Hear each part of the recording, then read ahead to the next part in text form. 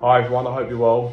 So I haven't done one of these videos in a little while now, and for those of you that have just started following my journey in the last couple of years, basically when I was in hospital I would provide updates via social media. It was Facebook and Instagram at the time, before I started doing TikTok.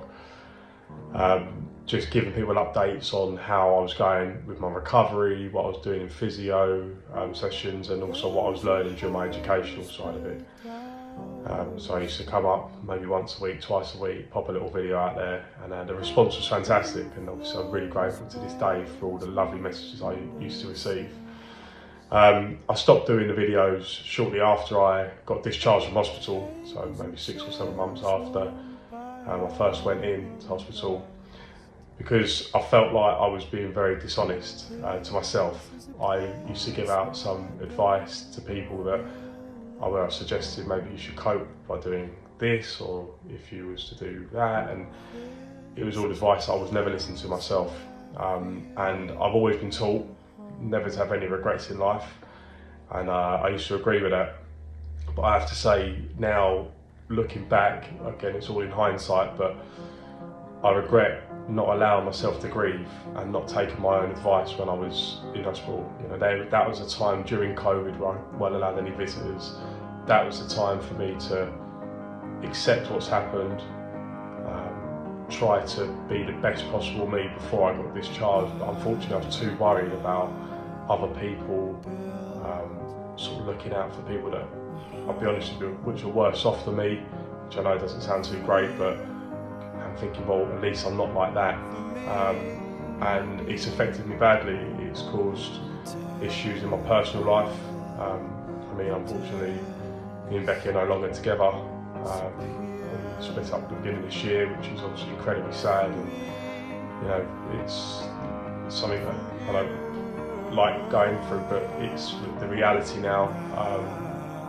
But I'm big enough and man enough to sort of step up and say, look, the majority of the issues that we had was due to me. It was due to me not getting my head in order when I should have done, not accepting help when help was provided. All my family was suggesting to go and seek help or ring Stanmore or whatever, and I declined it all because I felt that basically, because obviously being in hospital with a spinal cord injury, you know, you have no control over your body. So I totally lost control of everything below my level of injury, which is just below my nipple.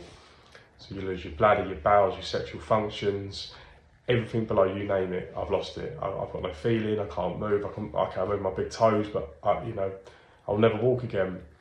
So the thought of me seeking help for mental issues that I was having was, well, to me, on a personal level, felt like I was admitting defeat and I was surrendering. Because when you look at it, if I don't have any control over my physical body, and now I don't have control over my brain, what do I have control of? So for some reason I got myself in the mindset that I'll be fine and I don't need help, and you know, that's obviously come back and backfired, and you know, I've massive regrets over that now. I know it's too little too late, but you know, these are the things that people don't see. These are the things that go on behind closed doors that I feel social media masks over a lot of problems that people have.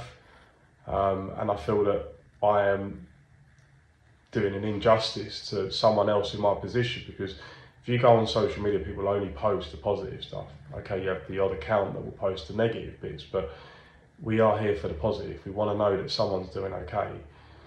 So I'd hate to think that someone who's in a dire position at the minute, newly injured, has no idea what's going on, sees my social media, sees me happy, smiling, getting on with life, and they're probably sitting there going, why the fuck am I in this position? Why am I not feeling the same way Joel is? Why is my life in tatters? And I feel that I need to use my social media platform, albeit it's only small, to try and build a real picture of what it's like living with a spinal cord injury. So I think going forward, I'll be making a few more of these videos. I know people used to like them, and hopefully people watch this. Even if 100 people watch a video, that's 100 people that hopefully can learn something from this, and maybe not believe in, you know, everything you see on social media. It's not the reality that we live. In fact, if I was to go into real detail, which I am planning on doing, I'm planning on opening everything and letting everyone know what goes on. it's shit. It's properly shit, and you are just surviving every day. It's barely living. You are surviving, and I'm here, and you know I'm grateful for that, obviously. But it's not all sunshine and rainbows, and I just needed to sort of get that out there.